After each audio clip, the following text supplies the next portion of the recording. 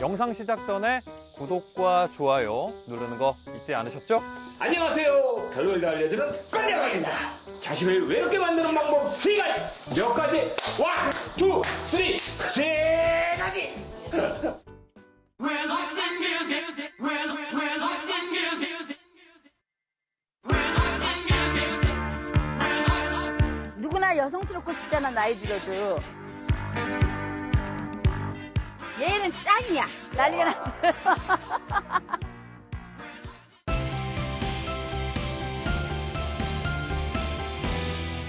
해피야, 메리, 장훈아.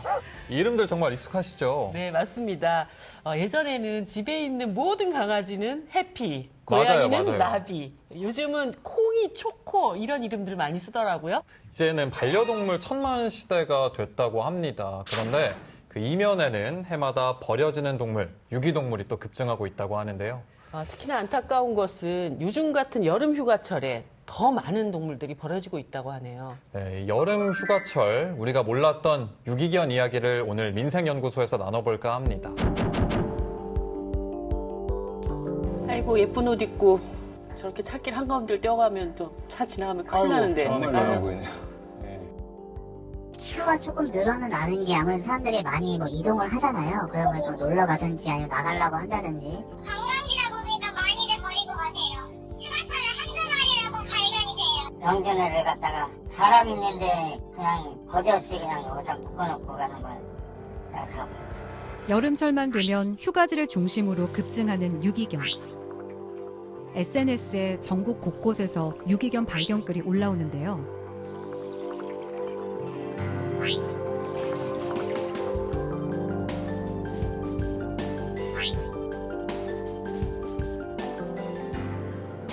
반려동물 천만 시대의 부끄러운 민낯입니다.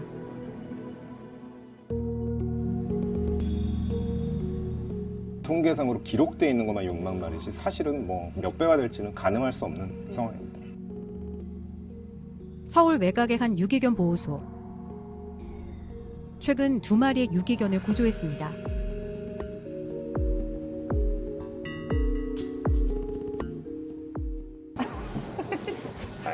얘는 그 갈매동에서 구조되네요. 그 갈매동에 그 해지 주는 노인네가 그냥 하나 둘 갖다 놓고 막 묶어놓고 그래가지고 애들이 막 늘어난 거야. 그래서 20 몇 마리 그때 구조한 거지 저희가.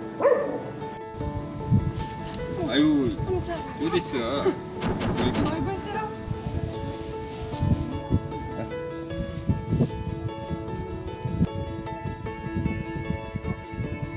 인스타로 이제 물어보고 왔어요. SNS로. 와서 보시니까 좀 어떠세요? 생각보다 되게 많이 힘드실 것 같아요, 소장님이. 여기 관리하고 얘네 챙겨주는 게 보통 일이 아닐 것 같아요.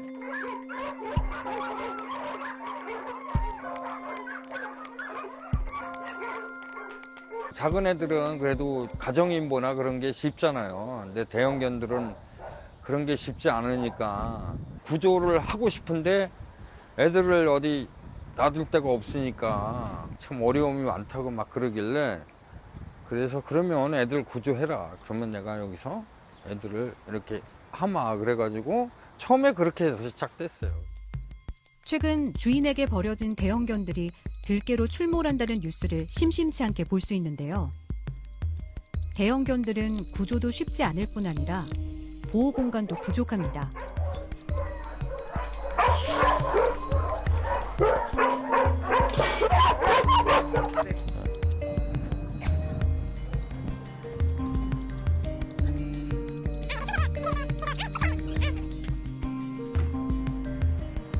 얘인데요, 여름이 이렇게 사람 좋아하고 그러는데 근데 이렇게 구석구석 이렇게 이제 상처는 있죠 아직.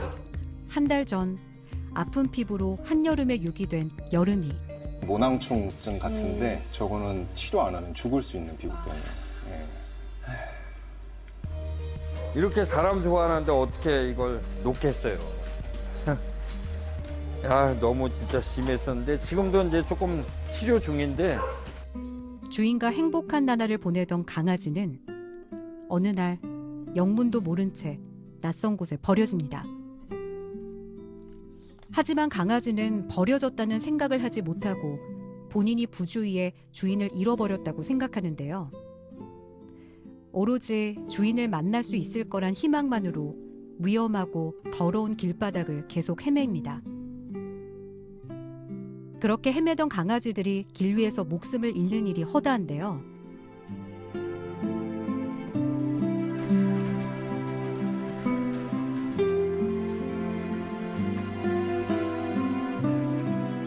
얘가 나이가 여기서 제일 많아요. 한 15살 정도 됐어요. 심장도 안 좋고 뇌종양이에요. 우리 이모님이 살렸죠, 얘는. 빼꾸라고 이름이.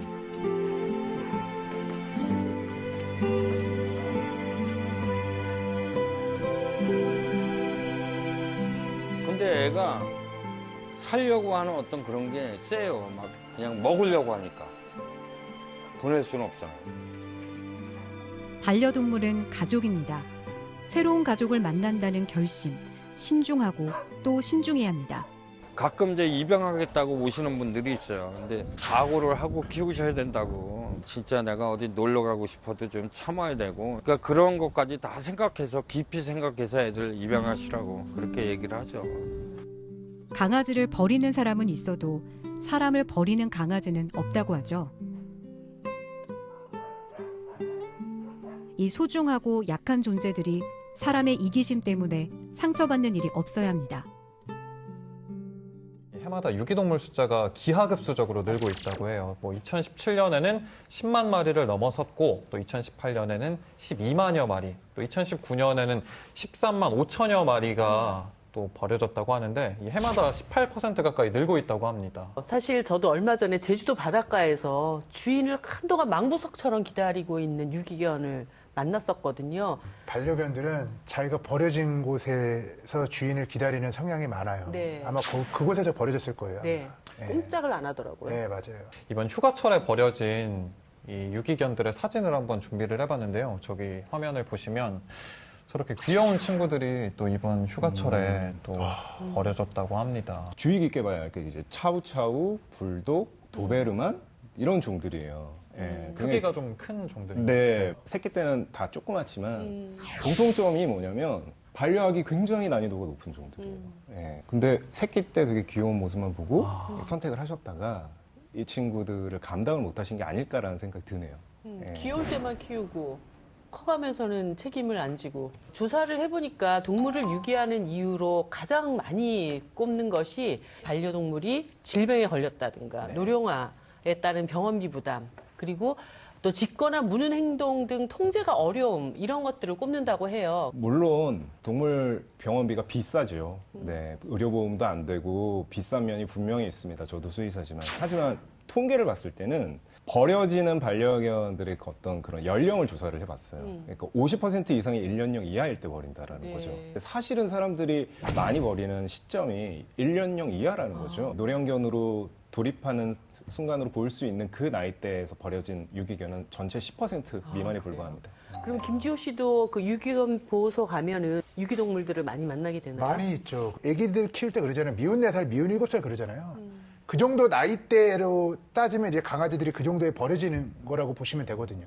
타미를 키우면서 1년, 2년 때쯤 이 친구들이 이제 이가 많이 간지러우니까 이갈이를 많이 하고 많이 짖기도 하고 호기심이 가장 많을 때고 에너지가 많이 표출해야 되는 시기이기 때문에 그때가 가장 힘든 게 맞아요. 그래서 그때만 좀 지나면 좀 안정화가 찾아오는데 사람들이 좀 견디기 힘들어하는 것 같아요. 저 1년령 그때 순간을 강아지도 개춘기라는 시기가 있어요. 개춘기요? 사람처럼 개춘기를 지나는 시기가 있거든요. 미운 7살. 배변을 잘 가리다가 갑자기 못 가리기도 하고 어떤 행동을 안 하다가 하기도 하고 정말 에너지도 많고 호기심도 왕성하고 그에 비해서 약간 빗나갈 수 있는 행동을 하기도 하는 시기예요. 굉장히 관리가 필요하고 이렇게 좀 보호자의 관심이 필요한 시기인데 이때를 못 버티시는 거죠. 이런 거를 모르고 입양을 했다가.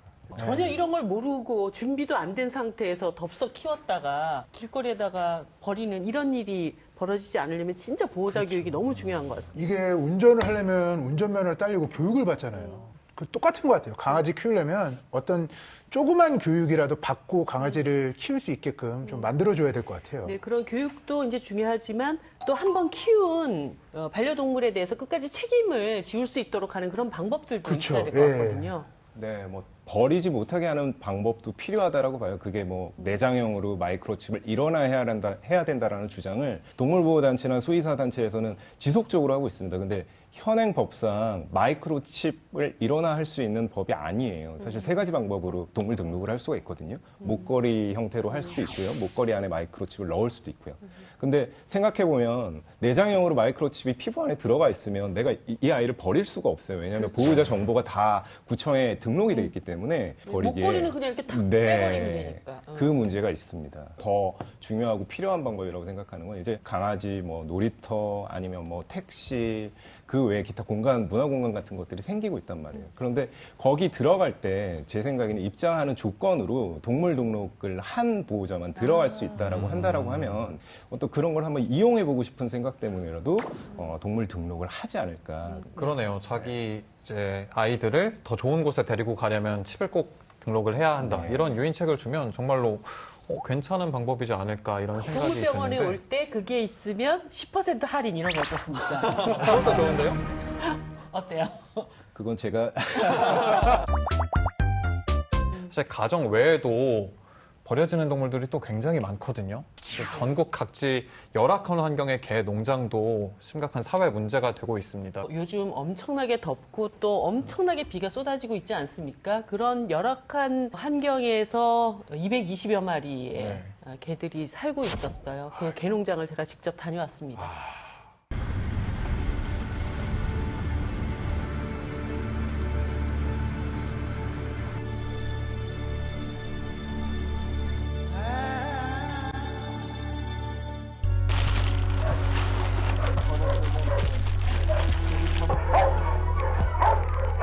심상치 않은 분위기의 이곳.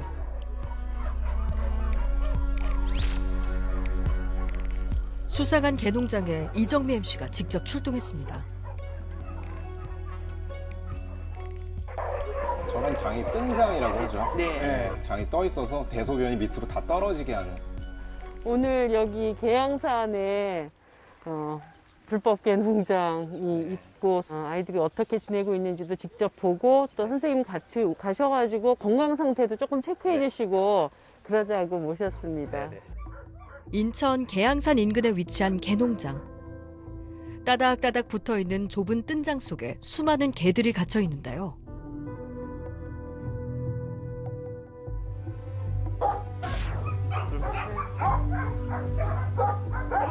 지금 거의 숨을 쉴 수 없을 정도인데요. 미생물들도 이제 자라주고 네. 살이나 이런 것들도 문제고 양으로 봐서는 상당 기간 쌓여 있는 것 같거든요. 지금 이 안에서도 이제 번식이 이루어져서 새끼들이 있는 것 같아요. 이 정도면 몇 살 정도? 그래서 몇 개월, 애기들, 몇 애기. 개월 되죠. 네. 태어나자마자 뜬장에 갇혀버린 기구한 운명. 아이들 보면 이빨이 안 좋은 경우들이 종종 있어요. 잇몸에 다 드러나 있고. 그게 왜 그러냐면 이제 혼자 뜬장 안에 갇혀 있다 보니까 할 게 없는 거예요. 장을 계속 물어 뜯는 거죠. 그 철장. 철로 인한 그런 접촉성 피부염이라든지 뭐 발가락이 끼인다든지 땅을 밟고 사는 것보다는 아무래도 얘네들도 삶의 질은 떨어질 수 있겠죠. 태어난 지 얼마 안 된 강아지들에게 뜬장은 더욱 위험한 곳입니다. 이 아이들이 정상적으로 자랄 수 있는 방법은 없는 걸까요? 사실 상황이 좀 복잡합니다. 이 농장을 둘러싼 잡음이 계속되고 있기 때문인데요. 굴지의 대기업이 언급되며 기사화된 수상한 개농장. 내막인즉슨 이렇습니다. 관할구청에서 철거 명령을 내린 개농장이 롯데 고 신격호 명예회장의 명의라고 알려진 건데요.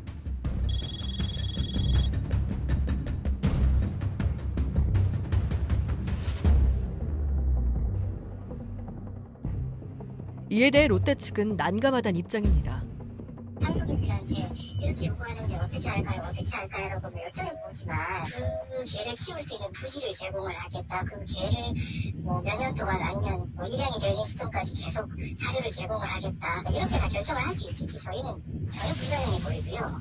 그걸 또 롯데 보고 책임을 지라고 하고 있으니 저희도 참 중간에 끼어서 난감한 상황입니다. 원래 목장에다가 법적으로 기준적으로 도달할 거는 주인을 자기가 다 끼고 들어오게 돼 있어. 구청에서 나도 여기서 그러고 들어와요. 그리고 어디 이런 데가 다니면서 살려고 한다고 양보를 해야 되는 거다. 아직은 통보도 못 받았어요. 여기 개 키우던 아버님은 어디 가셨어요? 네. 아버님 키우셨던 거예요? 저 개들도? 개농장 주인도 본인 입장에 대해 항변했는데요. 빠짐없이 세를 냈습니다. 92년부터 소를 기르고 시작을 하고 매스컴에는 불법으로 들어왔다고 퍼뜨렸어. 이거는 위법이야. 그 자체가 이거다. 내용도 모르고. 땅 주인인 고 신격호 회장 측에게 꼬박꼬박 세를 내며 농장을 운영했던 건데요. 농장주 내외는 소농장도 함께 운영 중입니다. 어느 농장이면 대한민국 천이면 천 다 마찬가지야. 소농장이면 개농장이고 땅이나 구고 말이야. 한 마리 개에다가 10마리 개이게 되고 10마리가 20마리 개이게 이런 실정이야 우리가. 계양구청에선 미신고된 개사용 농장에 철거 명령을 내렸습니다. 우리나라가 아직까지는 개벌이 먹는 게 불법이 아니잖아요. 그러니까 아직은 우리가 이걸 충분히 팔아서 생계도 할 수 있고 할 수 있는 건데 근데 구청에서도 뭐라고 하니까 와서 하나 일하는 데까지 되면 다 가져가라. 그리고 했던 건데 동물보호단체는 개들을 도살하려고 했던 농장주에게 개들을 샀습니다. 그러면서 아이러니한 상황이 돼버린 거죠.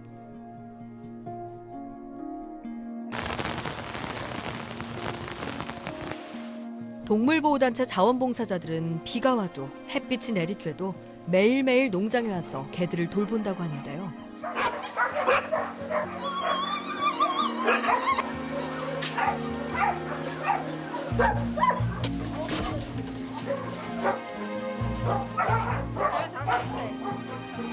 밥을 하나만 뺏어주세요. 밥 하나 뺏어줘야. 새끼들을 어미가 자꾸 못 먹게 하고 물려서 분리시켜 놓은 거예요. 무분별한 교배로 늘어난 새끼들. 뜬장하는 좁고 스트레스를 받은 어미가 새끼를 공격하는 상황이 벌어졌습니다. 개들이 여기가 하나 있고 저쪽에 큰 데가 하나 더 있잖아요. 여기는 원래 애들이 다 작은 애들이었어요. 지금 한 달도 안 돼가 애들이 다 커가지고 애들끼리 싸우고 이러느라 지금 다 나눠야 되는데 그것도 공간이 부족해가지고 많이 좀 느끼고 있어요. 필요하다는 거를. 근데 이제 이대로 방치를 해두면 안 되고 얼른 조치를 취해야 되는데 지금 그게 안 되고 있으니까 좀 답답한 마음이 좀 많이 커요. 도살을 막기 위해 개들을 산 동물보호협회 측에서도 이 많은 개를 옮길 곳이 마땅치 않아 어려움을 겪고 있는 상황입니다. 입양처를 백방으로 알아보고 있지만 유예 기간까지 모두 입양 보낸다는 건 불가능하고요. 철거 명령을 내린 계양구청과 통화가 됐는데요. 이 개들이 지금 한 보름밖에 남지 않았는데 어디로 가야 될지 어떤 결정도 돼 있지 않은 상태에서 농장이 바로 딱 폐쇄돼 버리게 되면 대책이 없잖아요. 그 부분에 대해서는 좀 어떤 방안을 갖고 계세요? 네. 저희가 말씀드릴 수 있는 건 아니고요. 네. 우리 저희 입장에서는 가축은 똑같이 가축으로 취급할 수밖에 없어요. 왜냐면 물론 동물에 대한 게 이제 그 동물보호단체에서는 저희 구직에서 그거를 해결해야 된다고 하는데 그거는 저희가 축사 농장을 하고 있는 분에게 그거를 해결할 수 있는 기간을 저희가 드렸던 거잖아요. 그렇기 때문에 저희는 8월 말이 지나면 그거에 따라서 농장주한테 조치가 들어갈 예정입니다. 농장주는 동물보호단체가 개들을 데려가면 뜬장을 철거하겠다고 합니다. 8월 말까지 이 많은 아이들의 거처를 마련하기는 불가능하다는 게 동물보호단체 측 입장입니다. 좁혀지지 않는 각자 입장 차이 때문에 가장 고통받는 건 260여 마리의 개들인데요. 이 많은 개들은 어떻게 되는 걸까요? 뭐 저도 저런 농장을 가본 적이 몇 번 있는데 은폐돼 있는 그런 비밀의 장소 같은 거라고 보시면 되세요. 영상에서 봤을 때도 굉장히 깊은 산 산 깊은 속으로 속에 들어가 있고 제가 있잖아요. 예전에 그 개농장 구출을 갔을 때는 아예 동네에서 그 개농장을 볼 수 없도록 땅을 밑으로 파가지고 지하에다가 빛 한 점 벙커처럼? 들어오지 않는데 예. 어. 거기다가 개를 그렇게 키우더라고요. 유기견이나 개농장 문제와 관련해서 관리 부서가 명확하지가 않잖아요. 혹시 김주호 씨는 수의사가 뭐 어느 부서의 소관일 것 같으세요? 뭐 보건복지부도 있을 거고 환경부도 있을 거고. 그러게요. 또 그렇게 물어보시니까 저도. 수의사는 농림축산식품부 소속입니다. 소나 말 같은 그런 동물들도 많으니까 그쪽에 맞아요. 가면, 뭐 네. 물론 뭐 농림축산부 소속인 게 우리나라만 그런 건 아니에요. 미국도 그렇고 뭐 독일도 그렇습니다. 근데 문제는 뭐냐면 이게 농림축산식품부라는 걸 말씀해 주신 것처럼 이렇게 산업동물을 주로 다루는 부서거든요. 그래서 생산성이랑 크게 연결이 돼 있는 부서란 말이죠.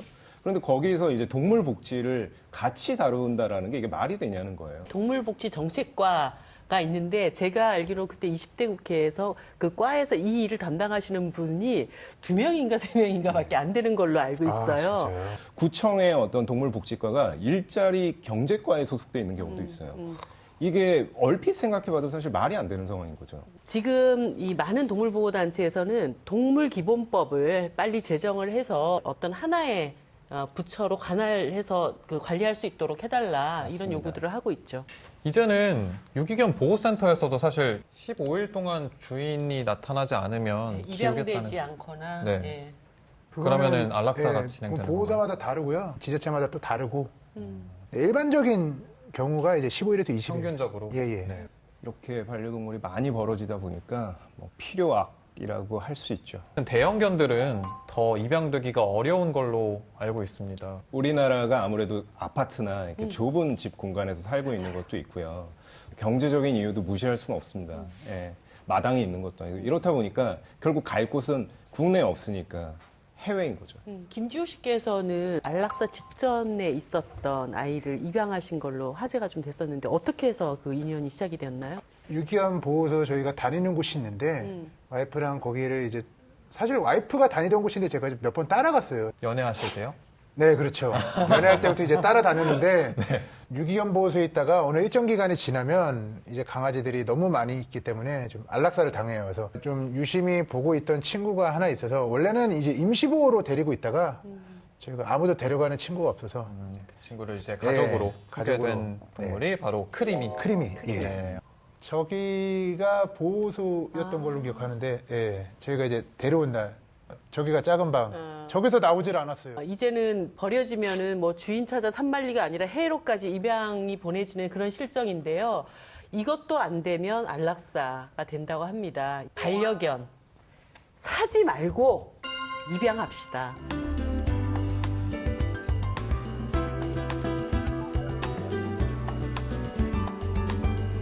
저 테디 임보자 정유진입니다. 반갑습니다. 비가 안 온다면 하루에 한 번은 해야죠. 최선을 다해서. 뭐 알고 다가가는 걸까? 기물 파손. 테디. 잠깐. 옳지.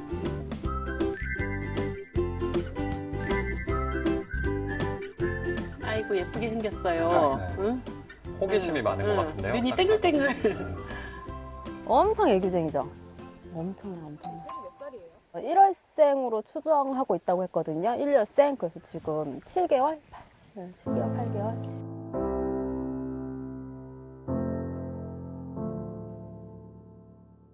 임보처가 필요한 거를 늘 느끼고 있었으니까 손을 번쩍 들었죠.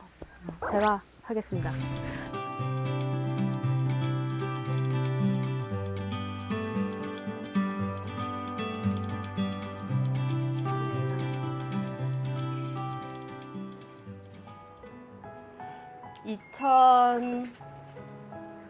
18년 가을에 데리고 왔고요. 나름 편안한 방송으로. 지금 찹쌀이는 작년 11월 달에 데리고 왔는데요. 얘도 호스피스 입양이고요. 그 기저귀를 꼭 하고 있어야 되고요.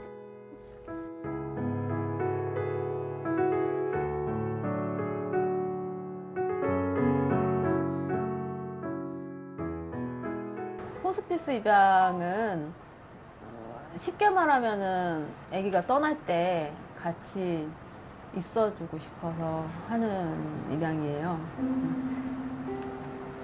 근데 애들 고생했잖아요. 지금까지 고생했으니까 죽을 때는 아무도 없는 견사에서 혼자 거둥대다 죽는 거 말고 편안하게 그냥 이 정도면은 난 보상 받았어 이러면서 갔으면 좋겠어요. 그때. 사람이 돌봐주지 않으면 스스로 이제 배변도 하기 힘든 아이들을 이렇게 네. 호스피스 입양을 하신 게 정말 대단하십니다. 일반 입양보다도 훨씬 더 마음을 굳게 먹어야 되는 입양이 아닌가. 그럼요.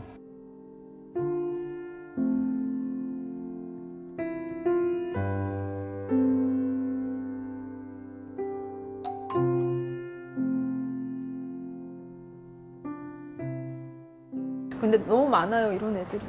너무 많아요. 어떨 때는 얘를 먼저 데려와야 되나? 쟤를 먼저 데려와야 되나? 근데 가끔 얘 데려왔는데 얘가 갑자기 또 안 좋아져서 먼저 가는 경우도 있고. 와, 그러면 얘를 먼저 데려올 거예요.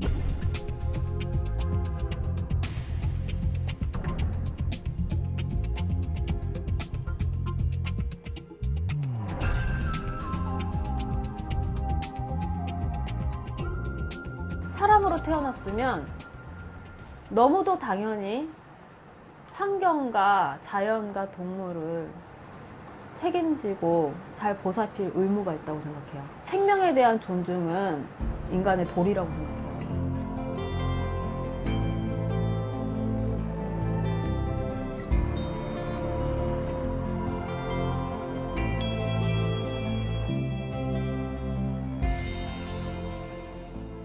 동물복지 선진국에서는 센터 운영이나 이런 건 어떻게 되고 있나요? 모든 선진국을 가본 건 아니지만 굉장히 인상적이었던 게 독일의 티어하임이라는 곳이 있어요. 독일인들의 동물보호 인식을 상징적으로 보여주는 공간입니다. 정부의 지원을 비롯해 시민들의 후원과 봉사로 유지되는데요. 동물을 물건처럼 사고 파는 펫샵이 없는 독일에선 티어하임을 통해 입양이 활발히 이루어지고 있습니다. 유기견 보호소라는 걸 알고 갔는데 만약에 모르고 갔으면 동물원이라고 생각을 했을 거예요. 아니면 테마파크? 놀이기구가 있다는 게 아니라 아이들이 관리되고 있는 상태가 정말 이거는 충격적이었어요. 내 집에서 반려견이 크는 것처럼. 네, 그 이상이죠. 티어하임은 역사가 굉장히 오래된데 한 1895년 정도에 창립된 걸로 알고 있어요. 100년이 넘었죠. 안락사가 없어요.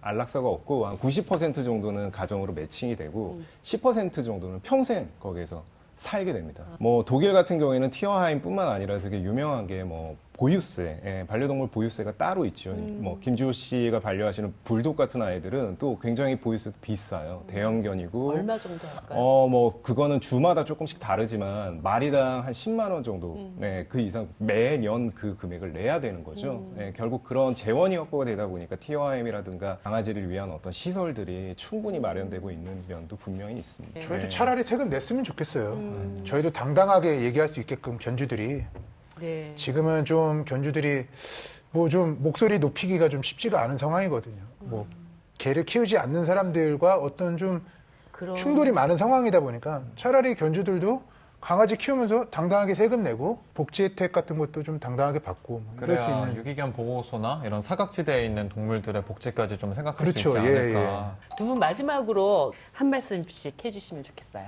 뭐 반려견을 입양한다라는 게 얼마나 무거운 의미인지 다시 한번 이거는 정말 말뿐만 아니라 생각을 해보셨으면 좋겠어요. 근데 개를 키우는 순간 무조건 일일 산책해야 돼요. 최소한. 단순하지만 이런 내 삶의 모든 부분이 다 바뀌는 거거든요. 이런 부분에 대해서 다시 한번 고민해 보시고 입양할까 말까 망설여지시면 입양하지 않는 거를 저는 추천드립니다. 펫샵에서 일단은 사시는 거는 네. 안 되고요. 유기견 보호소에 사랑을 기다리고 있는 아이들이 너무 많이 있거든요. 가셔서 일단 임시보호를 먼저 해보시면서 마음을 좀 통해보시고 그러고 나서 입양을 결정하시는 게 좋을 것 같아요. 생명을 정말 아끼고 존중하는 마음으로 입양했을 때 또 그 생명을 끝까지 책임질 수 있는 것이 아닌가 그런 생각 듭니다. 네, 오늘 두 분 좋은 말씀 감사합니다. 감사합니다. 감사합니다.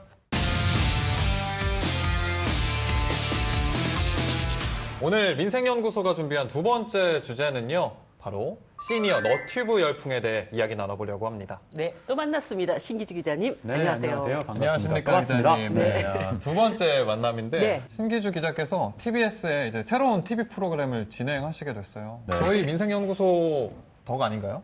그럼요. 민생을 챙겨주시니까. 네, 저희 또 기자님을 모신 이유가 있죠? 네, 포스트 코로나 시대 너튜브 이용 시간이 폭증하고 있다고 하는데요. 네. 그 중에서도 네. 최근 은퇴를 한 시니어 노년층 분들이 굉장히 인기를 몰아가고 있다는 이야기를 들었습니다. 네, 시니어 유튜브, 그러니까 유튜버, 너튜브라고 하죠. 유를 너로 바꿔서 네, 너튜브인 것인데 너튜브의 그 정책 중에 시니어들이 크리에이터를 하는 것이 매우 중요한 목표예요. 너튜브라고 하는 거 진짜 목적은 당신을 위한 TV잖아요. 우리 모두가 다 TV에 나와서 TV 스타가 될 수 있다. 저 같은 사람도 TV 진행을 할 수 있다. 그러니까 이런 식의 나도 TV에 나왔으면 좋겠다는 꿈을 이루어준 것이 바로 너튜브의 본질이거든요. 가자. 들어나가자 이제.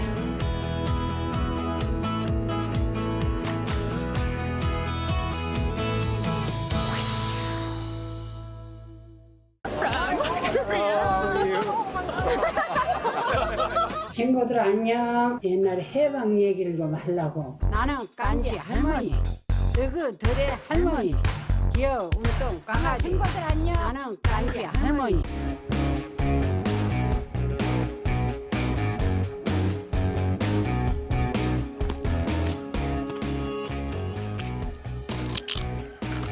아니 소뚜껑 까르보나라 진짜 처음 안 해보죠.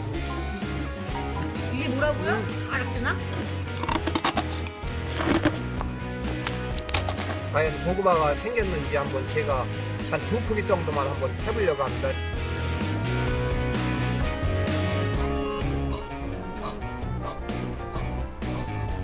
마마무프의 파사 아가씨를 화장했대요. 파사 오늘의 메이크업 끝. 국내에서도 많은 분들이 사랑해 주셨는데 의외로 해외에서 많은 분들도 사랑해 주셔가지고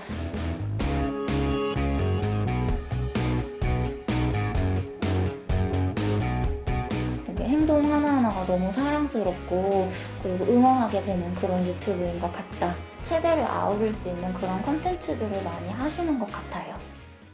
가공되지 않은 재미가 또 네. 그분들의 매력이지 않을까 싶은데요. 오래 사신 분들의 경험, 지혜인 것 같아요. 가끔 하다 보면 툭 던지는 말 자체가 저분의 내공이 엄청나다는 느낌이 있잖아요. 보통 젊은 크리에이터들이 하는 건요. 내가 이쁘다, 아름답다, 아니면 뭐 플렉스라고 하죠. 내가 네. 정말 많이 돈을 벌었다, 또는 어떻게 하면 돈을 번다. 돈튜브 뭐 이런 걸 하게 되는데 이런 것들이 지나치게 세속적이고요. 그러니까 감동을 주지 못하고 공감을 일으키지 못하는 측면이 있습니다. 하지만 시니어 유튜버들한테는 좀 다르죠. 그냥 욕심 없이 진짜 내가 살아왔던 이야기를 던지는데 그런 이야기를 어디서도 들어본 적이 없기 때문에 공감을 일으키는 거죠. 네, 뭐 저도 아주 젊은 청년층은 아니지만 저 바로 윗세대 분들. 아니요, 청년 같으세요. 네. 네. 감사합니다. 그 윗세대 분들의 그 너튜브를 보면서 네. 아, 이분들이 이런 생각을 갖고 있구나 그러면서 진짜 완전히 빨려 들어가고 있거든요. 요즘요, 특히 너튜브 흐름을 보면 집토끼 잡으면 안 돼요. 무조건 산토끼 잡아야 합니다. 내가 잘 알고 있는 세대 말고요. 다른 사람들, 다른 세대. 시니어들은 젊은 세대를 잡아야 되고 젊은 층들은 노년층과 소통할 수 있어야 하는 것. 그걸 하는 순간 폭발력을 갖게 되는데 2030 세대들은 먼저 미래를 살아본 사람들의 경험을 심지어 돈을 주고서라도 배우고 싶어요. 책으로 또는 강연을 통해서 열심히 배우거든요. 왜? 예전에는 나이 많은 중장년층을 꼰대라고 생각하고 그러니까 딱딱하다고 생각했는데 그들은 어떻게 성공했을까? 그들은 어떻게 세상을 살았을까를 배움으로 해서 시행착오를 줄이고 싶어하는 그 의지가 굉장히 강하거든요. 인생 공부를 유튜브로 하고 있는 게 아닌가 너튜브로. 싶어요.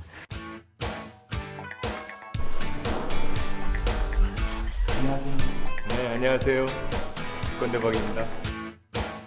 꼰대박? 네. 허세 부리고 싶어서.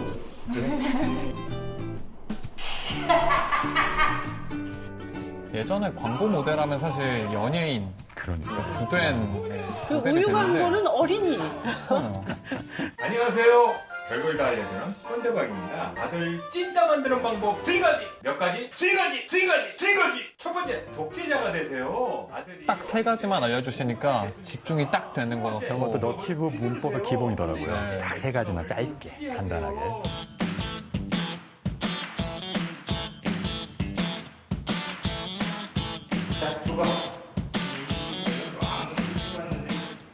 꼰대박님 유튜브를 한번 우연찮게 살펴봤었는데 젊은 층이 많이 공감하는 소재와 그런 아빠, 엄마, 그 다양한 그런 연령층이 공감하는 소재들을 많이 다루고 여러 구독자들과 소통하고 계시더라고요. 그런 부분에서 저희가 섭외하게 된 것 같습니다. 유튜브 친구들 안녕. 1일차 유튜버 현입니다. 시작하기 전에 구독과 좋아요 잊지 마시고요. 그럼 저와 함께 가보시죠.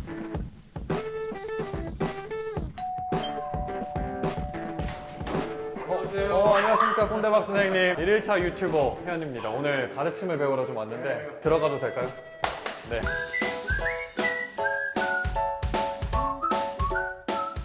꼰대박 선생님의 이제 유튜브 스튜디오에 제가 이렇게 자리를 했습니다. 어떤 순서로 찍으시는지 저한테 차례차례 좀 알려주세요. 제가 15,000원 주고 산 삼각대와 그 위에 제가 쓰고 있는 핸드폰을 이렇게 장착을 해놓습니다. 안녕하세요. 별걸 다 알려주는 꼰대박입니다. 와. 이제 이렇게 연습을 해야 된다. 한번 해보실래요? 괜히 이 3만 유튜버가 아니신 게 목청이 아주 쩌렁쩌렁하시네요. 그래서 김하나님도 한번 해보세요.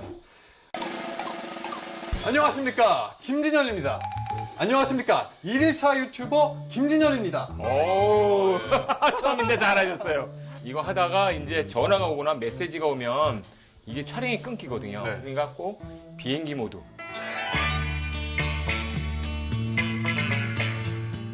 민생연구소란 프로그램도 유튜브에 나가고 있거든요. 조회수가 생각만큼 나오질 않더라고요. 그래서 제가 꼰대박 선생님께 저희 썸네일의 문제점은 뭔지. 그 사람들은 사실 누가 나오는지 민생연구소인지 궁금하지 않거든요. 그러면 선생님과 제가 오늘 이렇게 촬영하는 영상의 썸네일은 어떤... 초보자시잖아요, 유튜버. 네네네. 김하나님 옆에다가 이제 젖꼭지를 물린다든지 오. 아니면 여기다가 뭐 그냥 유치원 모자를 쓴다든지. 그리고 너도 몰라 이 에이 이렇게.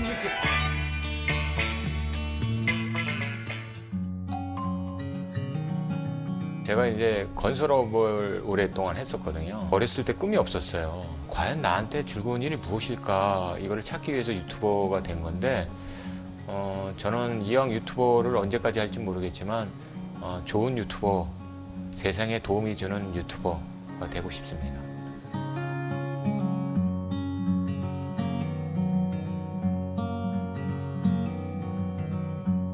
구설수에 오를까봐 걱정이 많이 됐어요. 그래서 저는 사실 반대하고 뭐 표현은 안 했지만 좋아하지는 않았죠. 근데 지금 자기가 이제 하고 싶은 일을 하게 돼서 너무 즐겁다고 그러더라고요. 아버님이 지금도 꼰대다 아니다. 하나 둘 셋. 꼰대다. 자기가 원래 꼰대 긴질이 있으니까 자기를 고쳐보기 위해서 자기 자신을 분석하고 이래서 자기는 하지 말아야 되겠다라는 데서 시작된 거 아닌가 싶은 생각도 있고, 솔직히 말해서 우리 남편도 꼰대죠. 왜 이렇게 해라가 아니라 이렇게 반어법을 쓰시는 이유가 뭔지가 좀 궁금하거든요. 지금까지 말씀드린 거 모아 잊으실까봐 한 번 더 강조합니다. 회사에서 꼴통짓 하다가 쫓겨나시려면 오히려 젊은 층들이 저런 이야기를 들으면서 더 공감하는. 꼰대박이 꼰대 바깥에 있는 사람이라는 뜻이더라고요. 그렇게 설명해 놓으셨더군요. 뻔한 말이더라고요. 제가 찍어보니까 그러니까 그래 네 아들 공부 잘하고 쥐잡듯 잡어. 그럼 아들이 좋아할 거야. 이러니까 볼 때 재밌더라고요. 네. 콘텐츠를 기획하는 데 있어서 어떤 식으로 좀 기획을 하시나요? 여러 가지를 네. 하는데 주로 이제 공책을 이렇게 갖고 다니면서 그때 메모를 합니다. 저녁 때 집에 와서 이제 제가 정리를 제 하면서 노트북에다가 네. 이제 정리를 해서 이제 이렇게 써놓죠. 아이템을 찾으러 한번 밖으로 나가보려고 그러는데 같이 네. 한번 가보겠어요? 저는 그럼 너무 영광이죠, 선생님. 그럼 우리 가봅시다. 가봅시다. 저기 죄송한데 안녕하세요. 인터뷰 잠깐만 할 수 있을까요? 원래 이렇게 취재가 어려운 거잖아요. 그냥 일상이라고 생각하고 하면 괜찮아요. 네.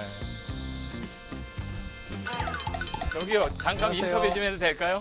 어떤 게 꼰대라고 생각해요? 부모님 중에서 또 누가 더 그래요? 엄마요. 엄마?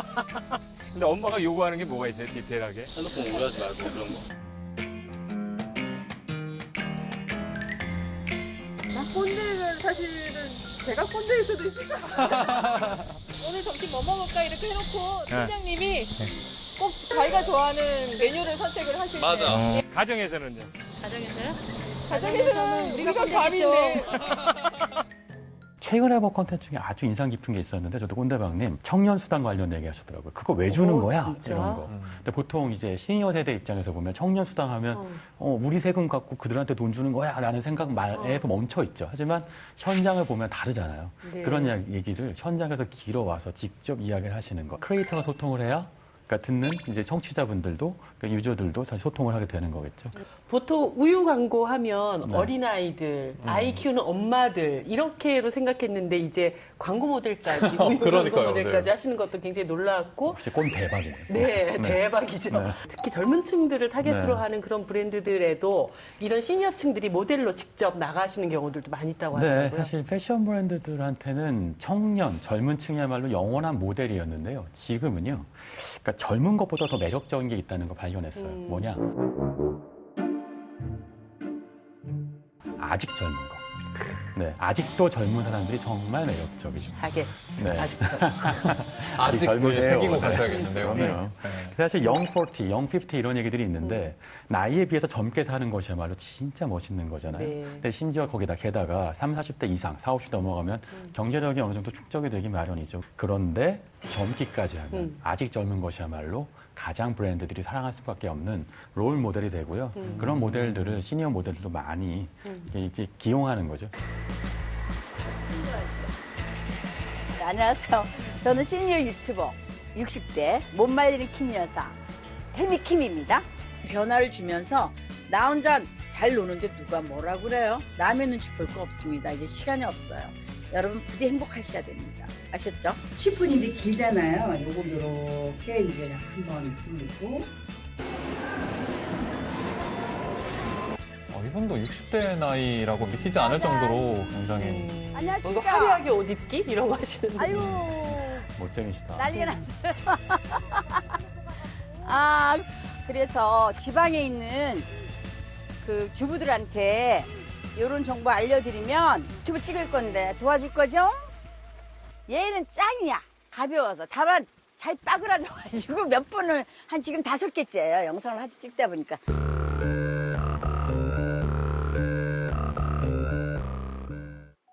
자 그러면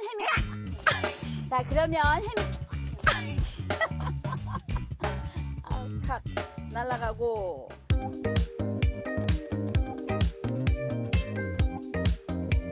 굉장히. 그리고 사이즈도 적당하고. 그래서 만약 여러분 입었다? 자, 보시기 바랍니다.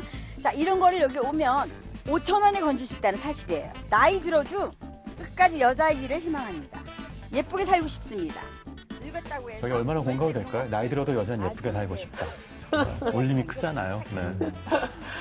오늘 또 해미킴이 말이죠. 이어서 제가 잘 가는 미용실이 있습니다. 여기 이 상가가 생기면서 있었던 상가도 수십 년 됐죠.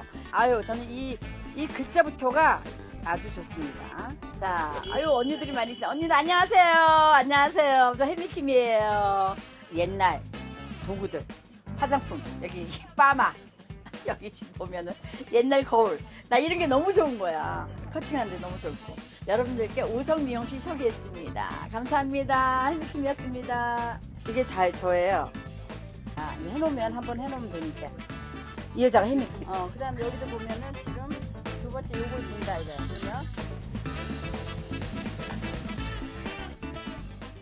그러면 제가 뭐 하겠습니까? 이런 일을 하죠. 직접 편집하시는 그러네요. 거예요? 휴대폰 안에서.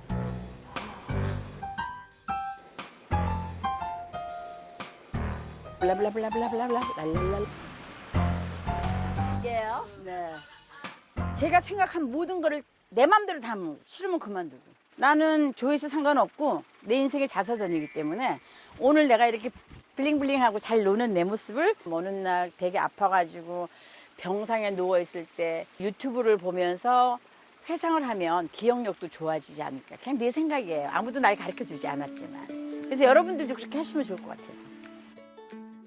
아니 정말 60대라고 믿겨지지 않을 정도로 직접 촬영하시고 편집하시고 또 자막 넣으시고 그거를 또 사람들하고 공유하시고 정말 디지털 세대들하고 전혀 차이가 없이 느껴지네요. 네, 점점점 기술이 발달하면서 이건 점점 쉬워질 거예요. 요즘 많은 분들이 편집은 너무 쉽다, 컨텐츠가 없다는 얘기를 많이 하시는데 나이가 많고 오랜 인생 경험이 있다는 것이 컨텐츠 그 자체일 수 있잖아요. 그러니까 흥이 많으시잖아요, 심지어. 내 얘기를 많이 하고 싶어 하게 되고. 그런 것들이 저는 이런 거 보면 경영 용어에서 암묵지라는 표현 있잖아요. 그러니까 정말 기록되지 않은 하지만 아주 소중한 경험들이 있죠.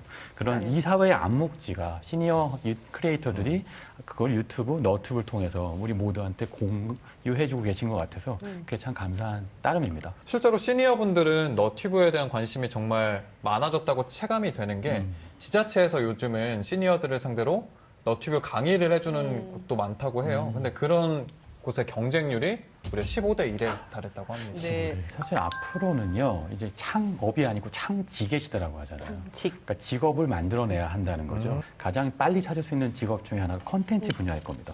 기술적 장벽도 점점 내려가서 이제는 평범한 할머님도 휴대폰으로 찍어서 바로 편집할 수 있는 시대가 됐잖아요.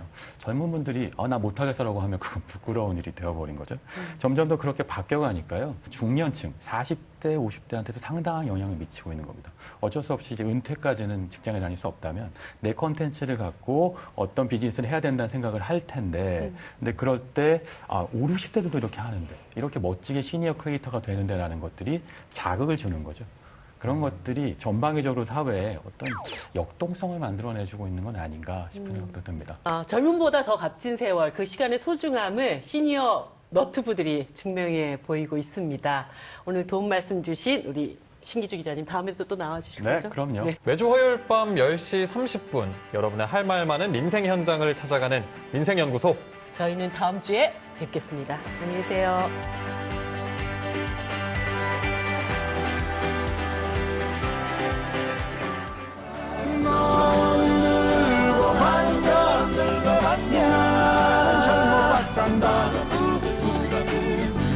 이제부터 이 순간부터 나는 새 출발이다. 넌 늙어 반가 나는 젊어봤단다. 이제부터 이 순간부터 나는 새 출발이다. 나는 새 출발이다. 나